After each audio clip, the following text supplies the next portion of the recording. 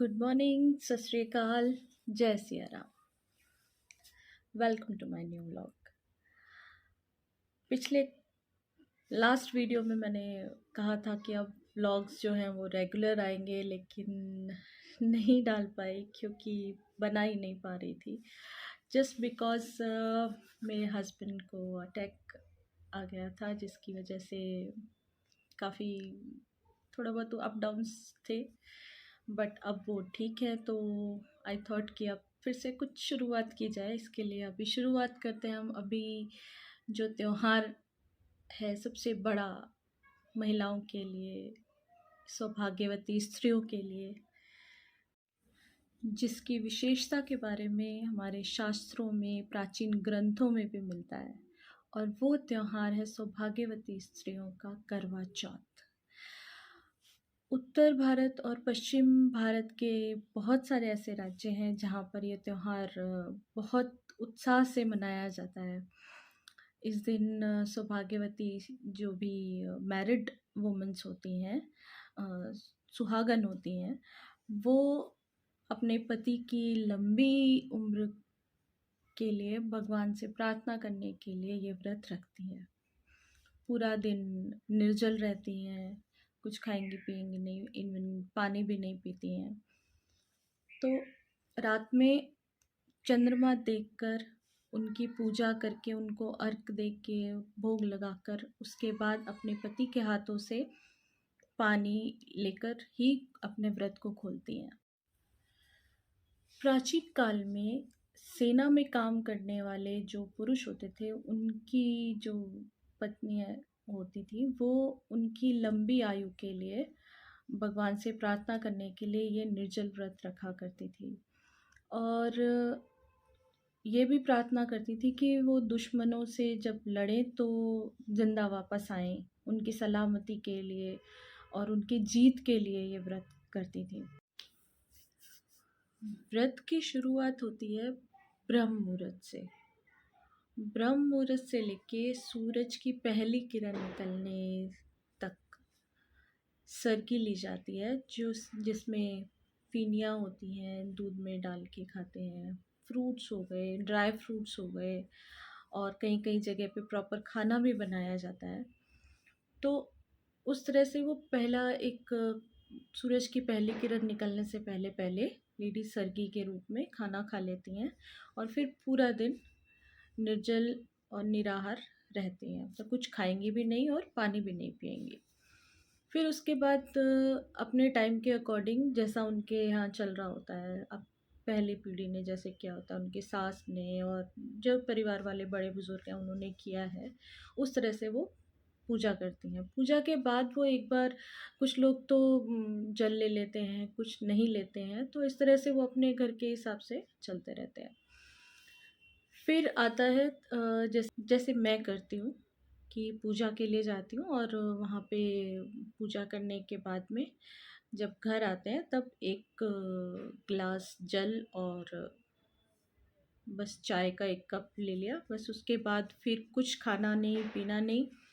फिर चंद्रमा को अर्घ देने के बाद में, पूजन करने के बाद, हस्बैंड के हाथों से पानी लेके फिर व्रत खोलते हैं।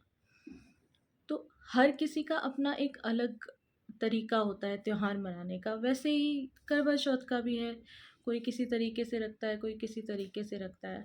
अब इसमें होता है कि सरगी जो होती है वो सास की तरफ से बहू को दी जाती है।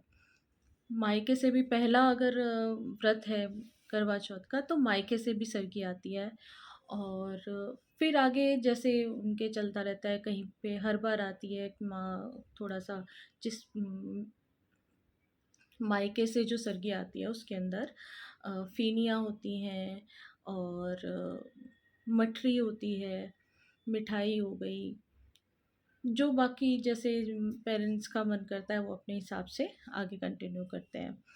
और सास के तरफ से जो सरगी दी जाती है बहू को, उसमें सुहाग का पूरा सामान होता है, जिसमें सिंदूर और lipstick, nail paint and all सारी चीज़ें होती हैं। पूरा एक सुहाग पेटी भी बोला जाता है उसे। तो वो सुहाग का सामान, और फर्स्ट अगर है तो वो कपड़े भी देते हैं। वैसे कई हर बार देते हैं। तो सास की तरफ से एज़ अ गिफ्ट जो है वो बहू को सुहाग का सामान, कपड़े और खाने के लिए फ़ीनी, मिठाई, ड्राई फ्रूट्स एंड मट्ठी वग़ैरह और वो सब देते हैं। उसके बाद में सबसे पहली जो शुरुआत होती है, वो यहीं से ही होती है कि सास अपनी बहू को सरगी देती है, फिर वो साथ में बैठकर सरगी खाते हैं और फिर उसके बाद पूजा के लिए जब जाना होता है तो जो थाली घुमाने वाली पूजा होती है, उसके अंदर जो सास को दिया जाने वाला सामान होता है और बहू की तरफ से भी सामान जो है वो सास को दिया जाता है।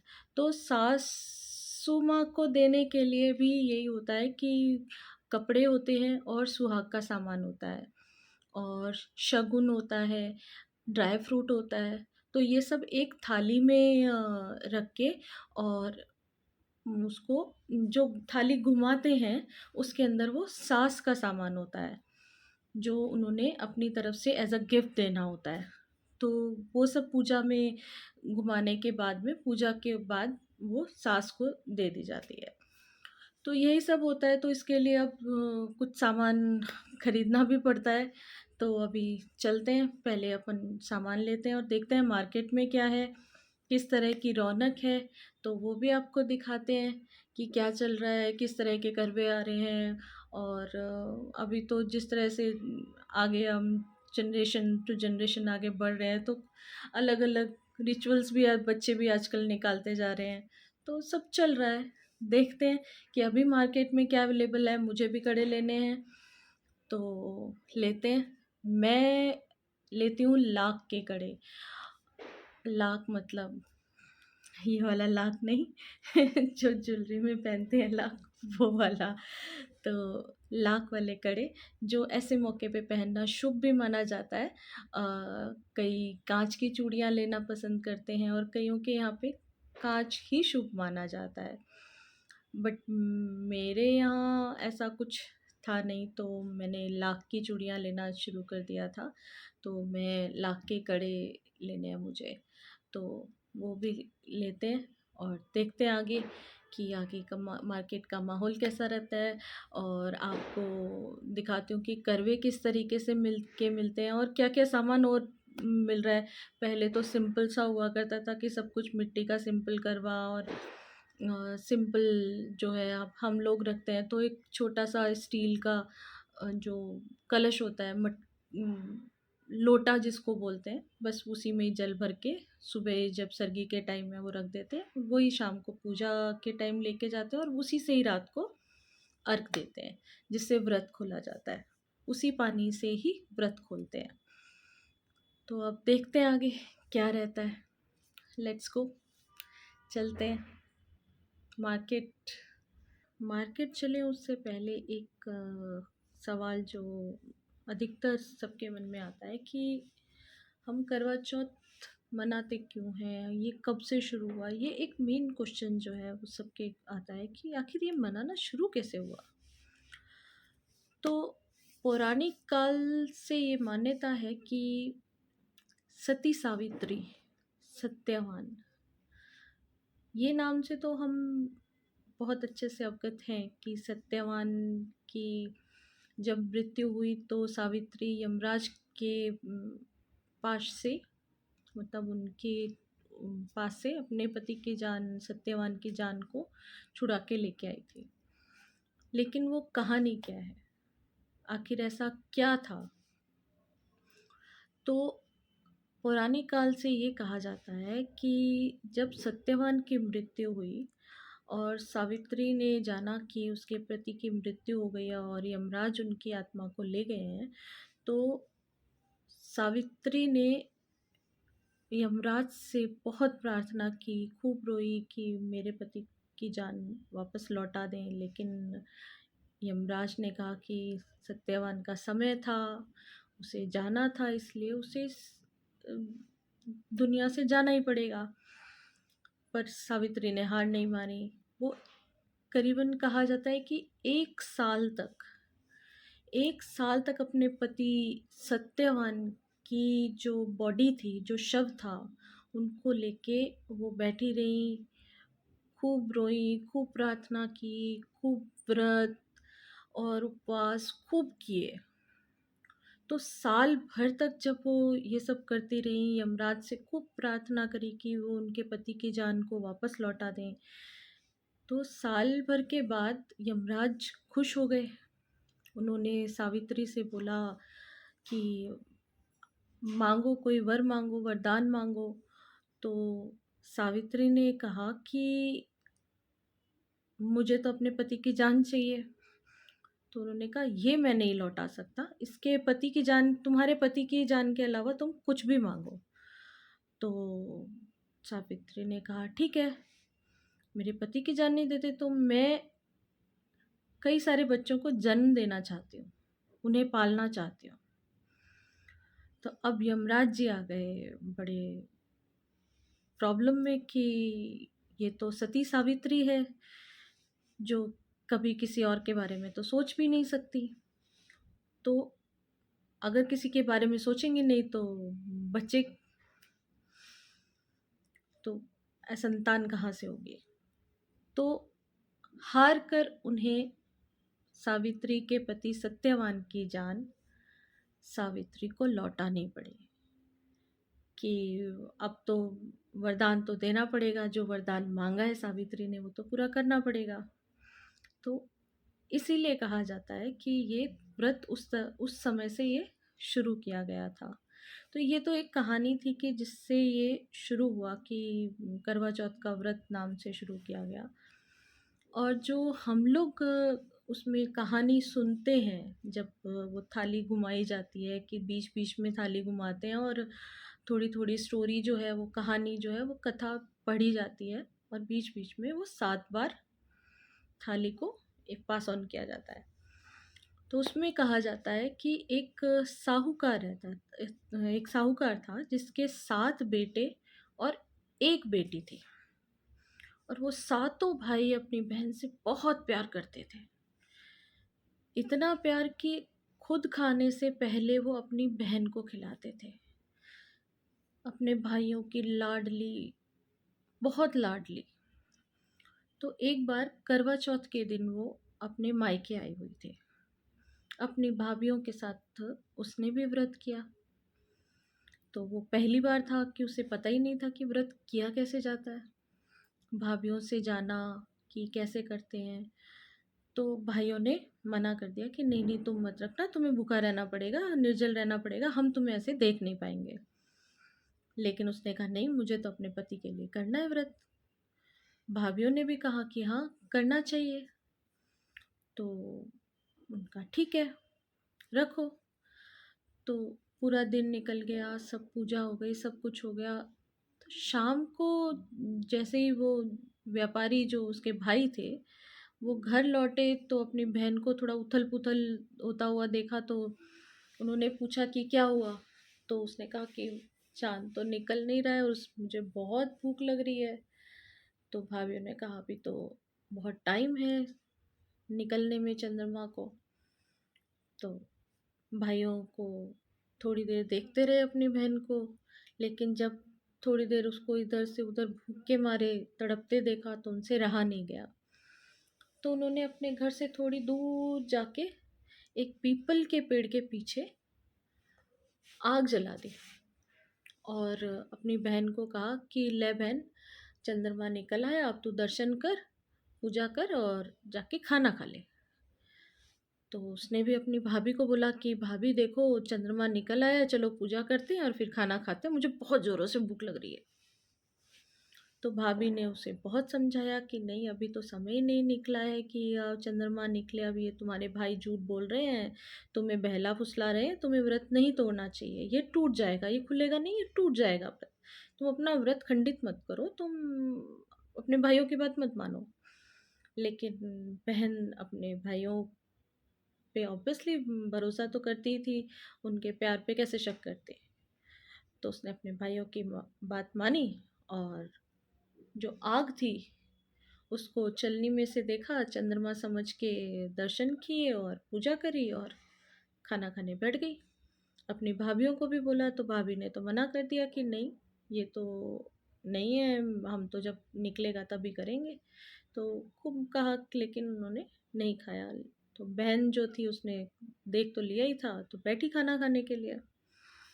तो जैसे ही वो खाना खाने बैठी, तो पहला कौर जैसे ही उसने निवाला अपने हाथ से मुंह में डाला, तो उसके अंदर बाल आ गया। तो वो नहीं खा सकती थी क्योंकि बाल था, उसने वो रखा। फिर उसने दूसरा निवाला लिया। तो जैसे ही उसने दूसरा निवाला मुंह में डालने लगी, उसके ससुराल से न्यूज़ आ गई कि उसका पति इस दुनिया में नहीं रहा। तो अब क्या करते? तो उसकी माँ ने ये देखा कि कुछ कपड़े वगैरह निकाल के दे।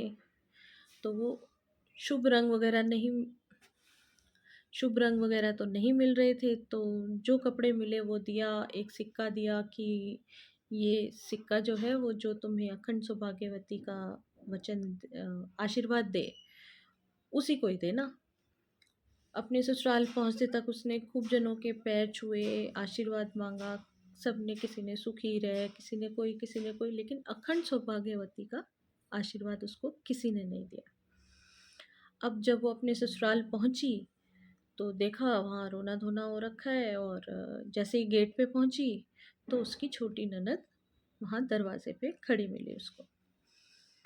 तो उसने अपनी ननद के पाँव छुए, और जैसे ही उसने पाँव छुए, उसकी ननद ने उसको अखंड सौभाग्यवती का आशीर्वाद दिया। उसने वो सिक्का अपनी ननद को दे दिया। कहा कि माँ ने बोला था कि जो तुम्हें ये आशीर्वाद दे उसको ये सिक्का दे देना। उसके बाद वो अपने पति के पास गई, तो देखा कि उसका शव पड़ा है। तो वो शव लेके बैठ गई कि मैं तो इसका संस्कार नहीं होने दूंगी। सबने, गांव वालों ने बहुत समझाया। उसने वो जिद पे अड़ गई कि नहीं, मैं तो इन्हें नहीं ले जाने दूंगी, मैं तो इन्हीं के साथ में रहूंगी। ये तो ऐसे नहीं जा सकते, ये तो हो ही नहीं सकता। क्योंकि ये बात उसकी माँ ने और भाभी ने उसको समझाई थी कि गलती हुई है कि तुमने करवा चौथ का व्रत खंडित किया। तो माता रानी से प्रार्थना करो कि वो तुम्हारे पति को वापस लौटा दे। तो जो भूल हुई है उसे सुधारो। फिर गांव वालों ने गांव से बाहर एक छोटी सी कुटिया बना के शव के साथ उसको भी वहाँ पे शिफ्ट कर दिया। अब वो गांव के बाहर रहने लगी। तो खाना जो है वो उसकी छोटी ननद ही उसको आके दे के जाया करती थी। तो हर मंथ की चौथ आती थी, वो व्रत रखती, उनसे प्रार्थना करती माता से कि आप मेरे पति को वापस लौटा दो, मेरी भूल चूक माफ़ करो। तो वन बाय वन ऐसे करके चौथ आती गई, आती गई, आती गई। तो एक ने कहा नहीं, मैं नहीं, मेरे से इसके बाद जो चौथ आएगी वो मुझसे बड़ी है, तो मुझसे प्रार्थना करो। तो ऐसे ही करते करते कार्तिक मास की कृष्ण पक्ष की चौथ, इस दिन जो चौथ थी उस दिन आई, माता आई। तो उनने, बहन ने प्रार्थना करी कि माता मेरी भूल हुई, अब तुम मेरे पति को लौटा दो। तो माता नाराज़ हुई कि नहीं, तुमने ऐसे व्रत खंडित किया, तो मैं ऐसे कैसे कर दूँ, मैं कुछ नहीं कर सकती। तो ऐसे करके उसने, बहन ने प्रार्थना करी माता से। और फिर माता जब खुश हो गई उनसे, तो उन्होंने एक ऐसे करके छींटा दिया उसके पति पे, और वो जीवित हो गया। और जो उसकी झोपड़ी थी वो भी महल में बदल गई। तो इस तरह से उसने अपने पति को भी सावित्री की तरह अपने पति की जान बचा ली। तो ये एक छोटी सी, मैंने बीच बीच में से टुकड़ों में आपको ये कहानी बताई है। तो इसकी कहानी काफ़ी लंबी है, तो पूरी बताना व्लॉग में पॉसिबल भी नहीं था। तो इस तरह की एक कहानी है जो हम लोग सुनते हैं। सच मानिए कि जब वो कहानी सुनते हैं ना, तो एक अलग ही भाव जो है वो मन में जागृत होता है। आज के इस आधुनिक युग में लोग इस चीज़ का मज़ाक भी उड़ाते हैं कि अरे किसी के भूखा रहने से किसी की उम्र थोड़ी बढ़ती है। ये मैं भी नहीं जानती कि ये रीज़न क्या है, क्या नहीं है। बस इतना है कि एक भरोसा है, एक विश्वास है कि हम जो काम कर रहे हैं, हम जो प्रार्थना कर रहे हैं, वो इस सृष्टि को चलाने वाले तक ज़रूर पहुँचेगी। वो हमारे घर में, परिवार में सुख शांति देंगे। हम अपनी तरफ से कोशिश करते हैं, लेकिन कहते हैं ना कि किस्मत चाहिए होती है। तो बस एक प्रार्थना है कि सब सही हो, सब अच्छा हो, सबके साथ अच्छा हो। तो करवा चौथ एक वो भावना है जो एक सुहागन के मन से निकलती है अपने पति के लिए। जो अंदर से एक आत्मा से एक लिंक अप होता है ना कि भगवान से लिंक हो रहा है, तो वही चीज़ होती है उस दिन। एक बार भी ये एहसास नहीं होता है कि आपने पानी नहीं पिया, आपने कुछ खाया नहीं है। अब सुबह 4 बजे उठ के खाना, सुबह 5:30 मुश्किल से 6 बजते हैं कि जब सूरज की पहली किरण निकल जाती है। तो एवरीबॉडी नोज़ कि इतना सुबह-सुबह प्रॉपरली पूरे दिन का खाना खाना पॉसिबल नहीं होता है। तो एक शगुन ही होता है कि वो इतना सा कुछ थोड़ा बहुत खा लिया और पूरा दिन उसी के उसमें ही चलता है। तो एक श्रद्धा ही होती है, एक भाव होते हैं, जिसके भरोसे पे ये पूरा दिन निकलता है। तो इसी श्रद्धा और भाव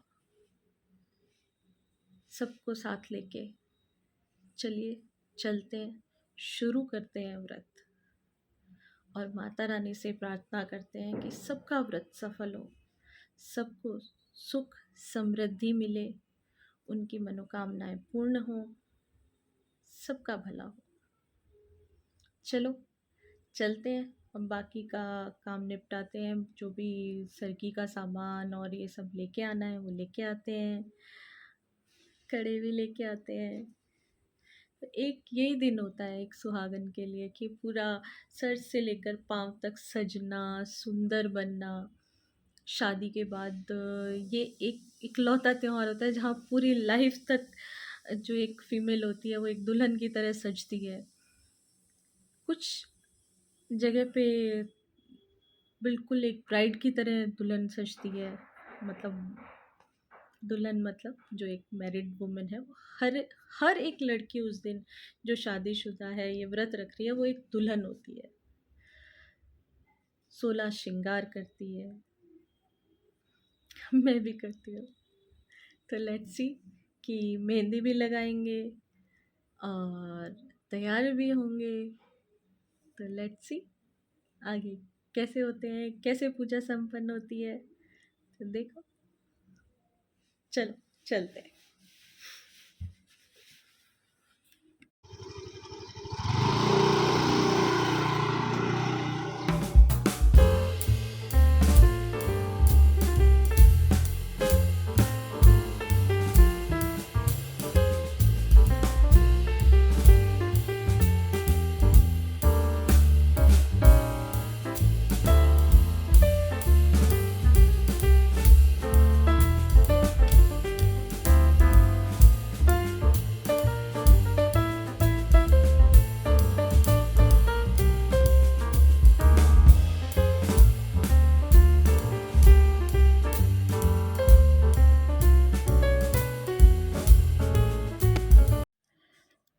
ये हम पहुंच गए चूड़ियों की दुकान पे। बेसिकली ये है लाख की चूड़ियों की दुकान। तो जल्दी से पसंद करते हैं अपनी पसंद के कड़े और फिर ये शॉप है प्रताप नगर की 8 सेक्टर में, मेन मार्केट के अंदर, जहाँ रजाई गद्दे वाले अंकल वगैरह बैठते हैं उनके पास में ही ये कॉर्नर की एक शॉप है, जहाँ पे ये सिर्फ लाख की चूड़ियाँ और कड़े ही रखते हैं। और हैंड टू हैंड अगर किसी को अपनी लाख की चूड़ियाँ रिपेयर भी करानी है तो वो भी कर देते हैं, और बशर्ते कि वो रिपेयरेबल हों। तो वो कुछ किसी के साइज़ छोटा बड़ा हो जाता है तो वो उसको एडजस्ट करना बहुत होता है, तो वो ये कर देते हैं, हैंड टू हैंड करके दे देते हैं। भैया का नेचर काफ़ी अच्छा है, तो प्लीज़ अगर आप में से कोई भी अगर यहाँ से लेना चाहे तो प्लीज़ आइएगा, लीजिएगा। ये दोनों दे दो आप मेरे को, इसको लेना आप।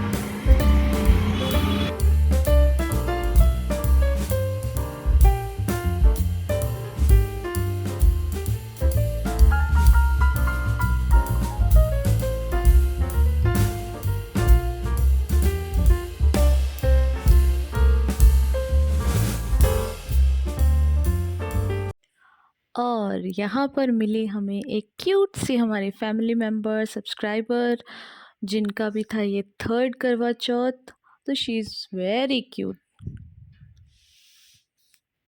अब देखते हैं थोड़ा मार्केट की क्या है मार्केट में। तो ये है चीनी वाले करवे,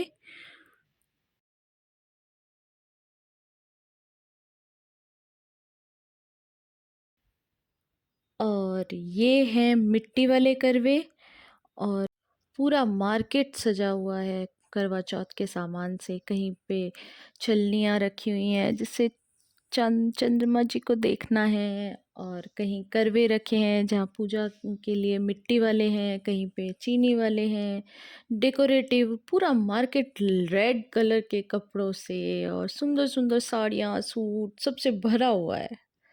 मज़ा आ गया देख के।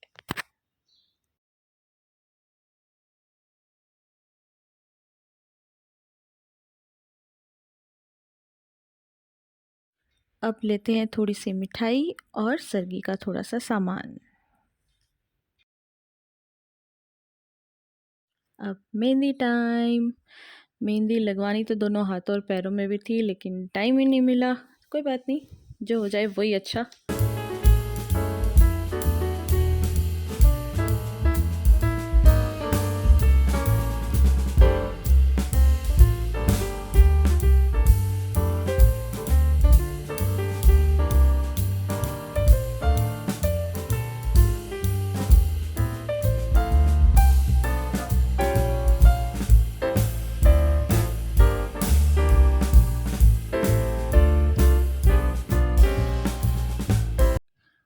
अभी बजे हैं सुबह के 4 और मैं नहा धो के रेडी हो गई हूँ सरगी के लिए। तो अब करते हैं सरगी।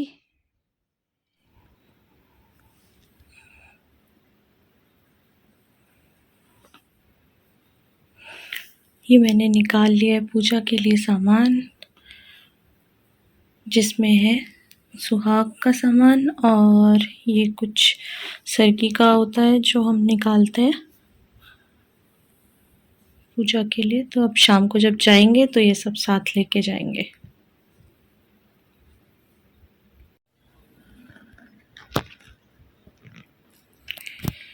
ये मेरी सरगी है जो मुझे अभी खानी है, और अब करते हैं शुरू व्रत की शुरुआत सरगी से।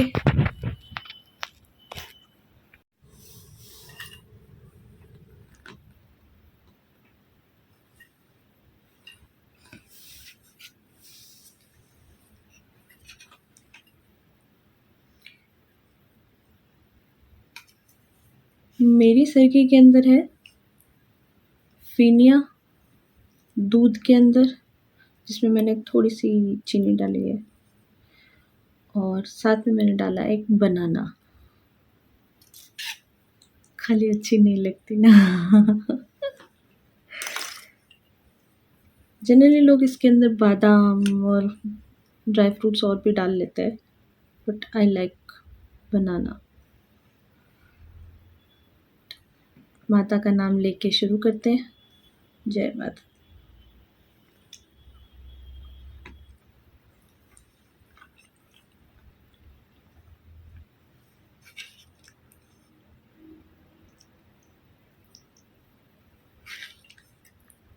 नूडल्स ऐसे होते हैं सुबह सुबह दूध के साथ नूडल्स।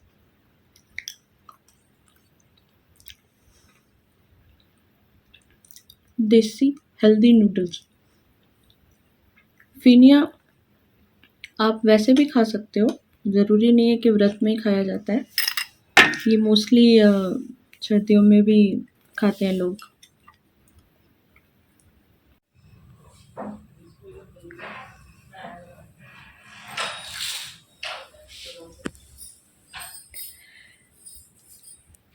मैं रेडी हूँ पूजा करने के लिए, तो अब मैं जा रही हूँ पूजा के लिए। तो मिलते हैं जहाँ पूजा हो रही है। Let's go. पहुँच गए पूजा के लिए, और सबसे पहले माता रानी की पूजा। यहाँ पे मिट्टी से माँ का रूप बनाया जाता है, जिसका श्रृंगार किया जाता है सबके द्वारा। मतलब सब एक एक करके माता रानी का श्रृंगार करते हैं, और उसके बाद आगे का पूजा संपन्न होती है। एक एक करके जब सब माता का श्रृंगार कर लेंगे, अपनी तरफ से पूजा कर लेंगे माँ की, तो उसके बाद हम सुनेंगे कथा। और वही रिचुअल जो मैंने सुबह बताया था कि थाली घुमा के जो होगा, वो बीच बीच में थाली घूमती जाएगी और कथा होती जाएगी। तो चलो मिलके करते हैं पूजा।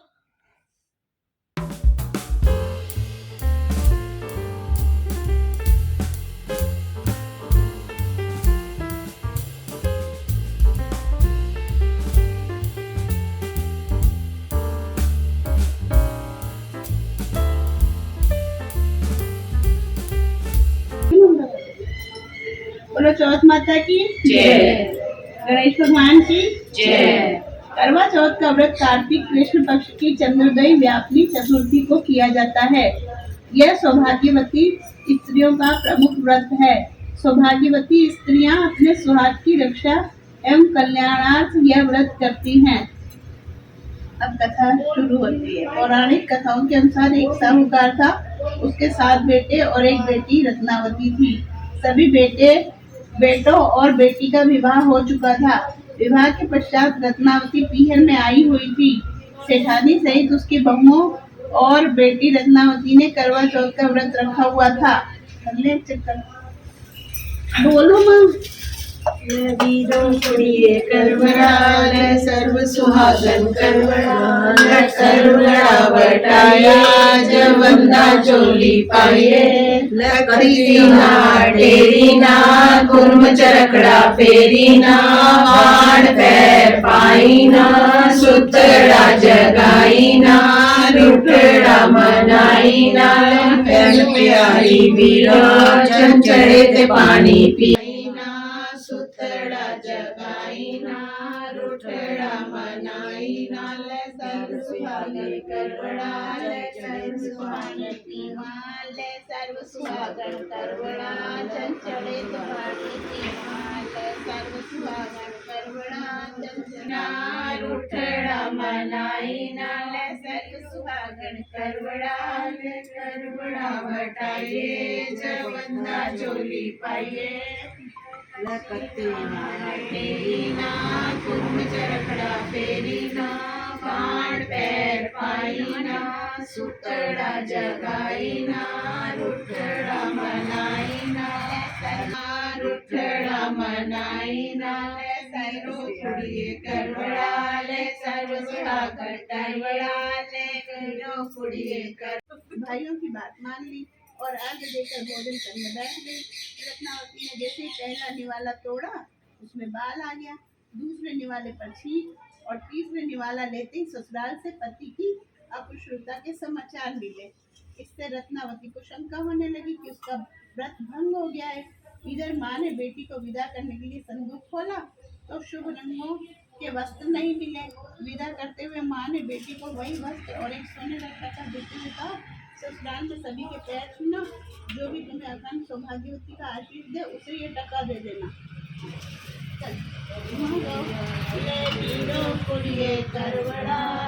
सर्व सुहागन करवड़ाल सर्व सुहागन करवड़ाल करवड़ा बटाइए चवंदा चोली पाइए लकीना टेरीना कुम चरखड़ा फेरीना बाण पैर पाईना सुतड़ा जगाईना रुठड़ा मनाईना वीरो कुड़िए करवड़ा ले सर्व सुहागन करवड़ा ले करवड़ा बटाइए जब बंदा चोली पाइए कत्ती ना टेरी ना कुंभ चरखड़ा फेरी ना वाण पैर पाई ना सुतड़ा जगाई ना रुतड़ा मनाई ना ले वीरों कुड़िए करवड़ा ले सर्व सुहागन करवड़ा ले करवड़ा बटाइए जय बंदा चोली पाइए कत्ती ना टेरी ना कुर्म चरखड़ा फेरी ना वाण पैर पाई दोनों खुशी खुशी चौपड़ खेलने लगे। तब हमेशा की भांति ननद खाना लेकर आई तो वो वहाँ झोपड़ी दिखाई न देने के कारण परेशान हो गई। तभी भाई भाभी ने महल के ऊपर से बहन को आवाज दी। बहन ने जब भाई को देखा तो दौड़ी दौड़ी शुभ सूचना लेकर माँ के पास गई। माँ ने जब यह समाचार सुना तो तुरंत सभी परिजनों के साथ गाजे बाजे से बहू को लेने आई। सास बहू के पैरों पर ठहरने लगी। एक बार गणेश जी छोटे से बालक का रूप धर के गांव में घूम रहे हैं।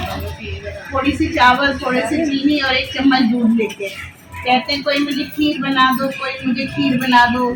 तो सबने मजाक बनाया, इतने से चावल चीनी से कोई खीर बनती है।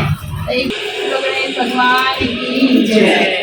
जैसे गणेश जी बुढ़िया की रक्षा की, बुढ़िया की धन दौलत बढ़ाई, बुढ़िया का मान रखा, उसकी बहू का मान रखा, ऐसे गणेश जी सबका मान रखे। बोलो गणेश भगवान की जय।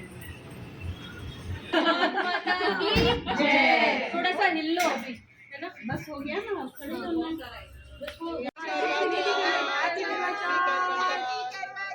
Once again.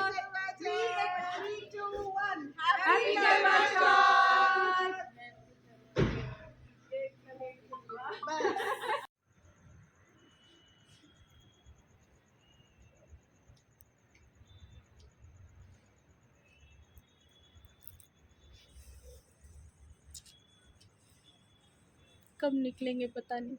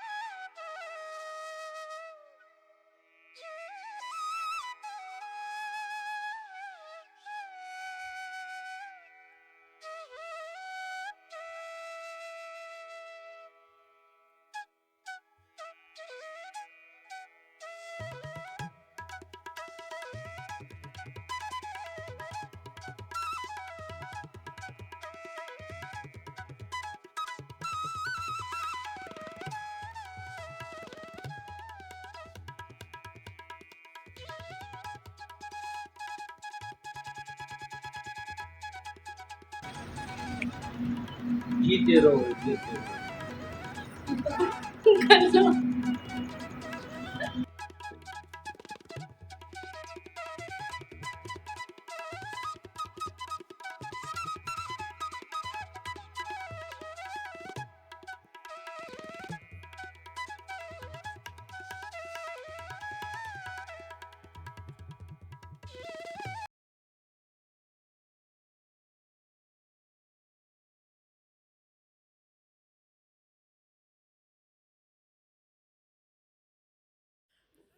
तो ऐसे हुआ हमारा करवा चौथ का व्रत संपन्न।